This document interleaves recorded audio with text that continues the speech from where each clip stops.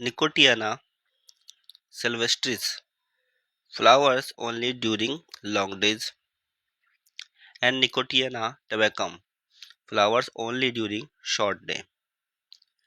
तो दो है, एक निकोटियाना सिल्वेस्ट्रिस है जिसमें कि फ्लावर आता है लॉन्ग डेज के टाइम पे, और निकोटिना टबैकम है जिसमें फ्लावर आते हैं कब, शॉर्ट डे के टाइम पे। ठीक है।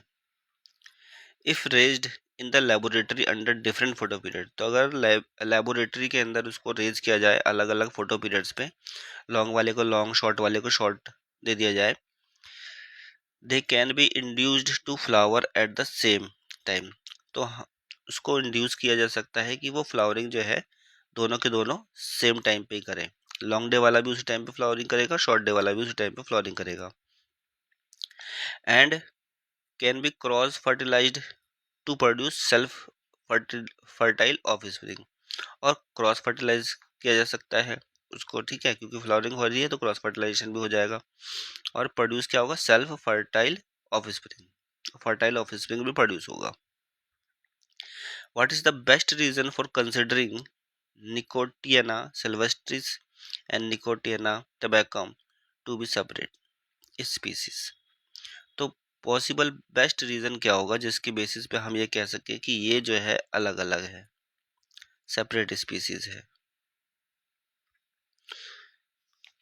तो देखो, फोटो पीरियड अलग अलग हैं, पर लेबोरेटरी में तो हम एक साथ ही दे रहे हैं किसी, दोनों को अलग अलग कंडीशन, दोनों को एक ही टाइम पे फ्लावर भी हो जा रहा है। बट जब हम उसको लेकर के आएंगे नेचर में, नेचर में तो अलग अलग फोटो पीरियड नहीं है, नेचर में तो सेम फोटो पीरियड मिलेगा उसको, लॉन्ग डे वाले को भी और शॉर्ट डे वाले को भी। तो जब लॉन्ग डे वाला फोटो पीरियड चलेगा नेचर में, तो लॉन्ग डे वाले में फ्लावरिंग होगी। जैसे ही शॉर्ट डे वाला टाइम आएगा तो फिर शॉर्ट डे वाले में फ्लावरिंग होगी। तो फ्लावरिंग का टाइम क्या हो गया, डिफरेंस हो गया, एक साथ फ्लावरिंग नहीं हो रही है।